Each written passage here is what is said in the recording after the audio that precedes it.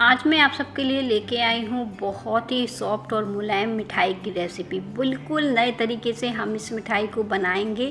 सिर्फ 30 रुपये में ये मिठाई बनके तैयार हो जाएगी। एकदम सॉफ्ट और मुलायम रहेगी।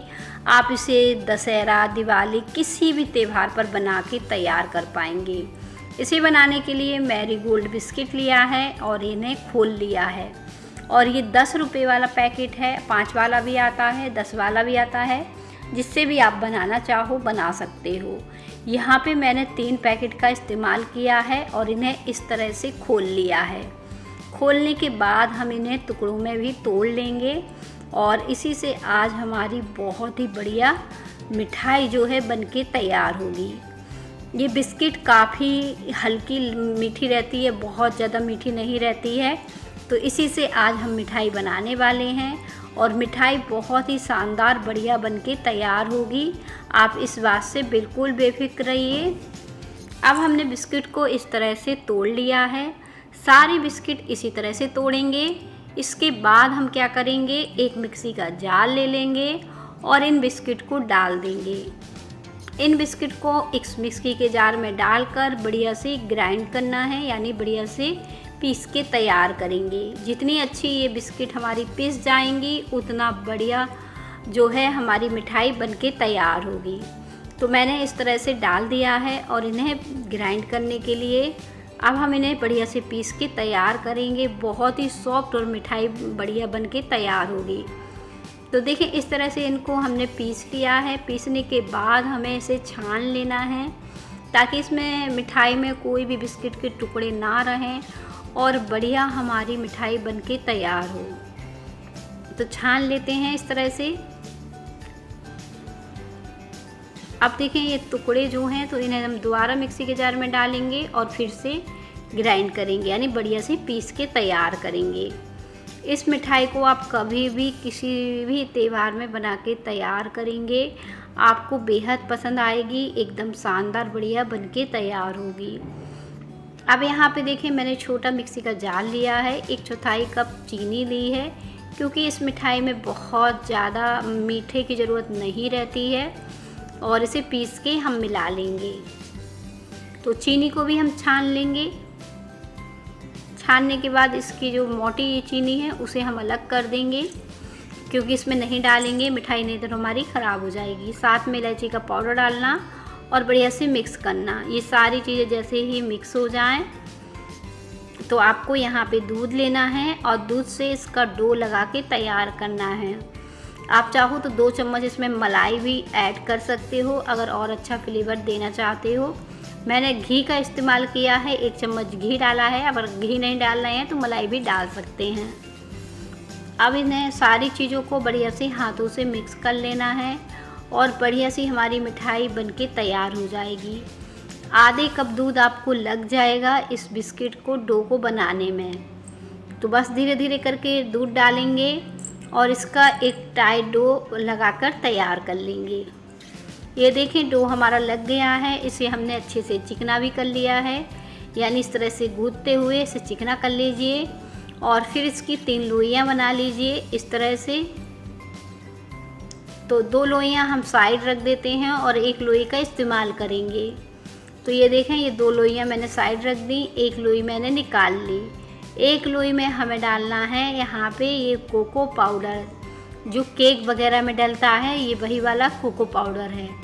अगर आपके पास कोको पाउडर नहीं है तो आप यहाँ पे कॉफ़ी का पाउडर का इस्तेमाल कर सकते हो, लेकिन कोको पाउडर का अपना फ्लेवर रहता है जिससे मिठाई शानदार बनके तैयार होती है।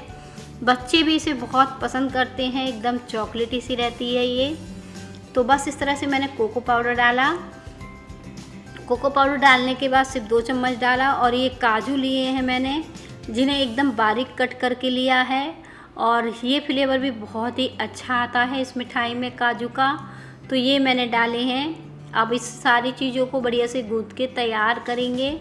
वैसे तो आपको कुछ भी ज़रूरत नहीं पड़ेगी, अगर आपको लगे तो थोड़ा घी डाल सकते हैं यहाँ पे आप, या फिर थोड़ा दूध के छिट्टे भी लगा सकते हैं इसे चिकना करने के लिए।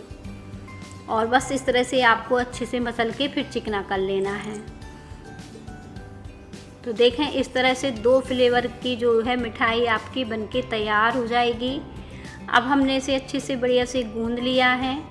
ये सारी चीज़ें देखें बढ़िया से गूंद के तैयार हो गई हैं। इसे भी हमें अच्छे से गूंदना है क्योंकि इसका हमें एक रोल बना के तैयार करना है। जितना बढ़िया हम इसे गूंद लेंगे उतना बढ़िया हमारा रोल जो है बनके तैयार होगा। तो बस इस तरह से मैंने इसे गूंद के तैयार किया और फिर मैंने क्या किया, इस तरह से गूंदने के बाद इसे इकट्ठा कर लिया और फिर इसे साइड रख दिया मैंने, क्योंकि अभी हम इसका बाद में इस्तेमाल करेंगे। तो इसे साइड रख दीजिए आप और इजीली इसका रोल बन जाएगा, कोई दिक्कत नहीं होगी आपको। अब देखें ये मैंने बटर पेपर लिया है और बटर पेपर को मैं इस तरह से इसे अच्छे से फैलाया है और बेलन की सहायता से मैंने इसे बेल दिया है। इसे हमने पतला बेला है, बहुत ज़्यादा मोटा नहीं रखा है। ईज़िली ये बिल के तैयार होता है, कोई परेशानी नहीं होती है, ना ही ये चिपकता है। तो बस रोटी से ज़्यादा बड़ा आपको ये बेल के तैयार करना है, बहुत छोटा नहीं बेलना है। तो बस इस तरह से बेल लेना है।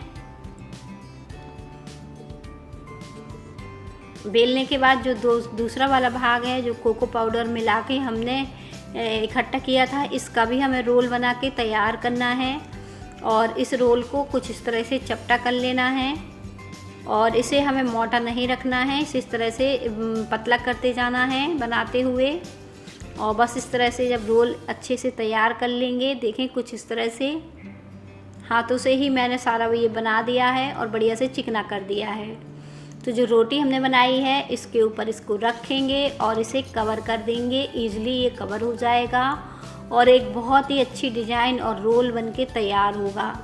तो देखें इस तरह से मैंने बटर पेपर की सहायता से इस तरह से पलटते हुए रोल कर लिया है। दोनों तरफ इसको इस तरह से दबा दिया है ताकि ये अच्छे से चिपक जाए।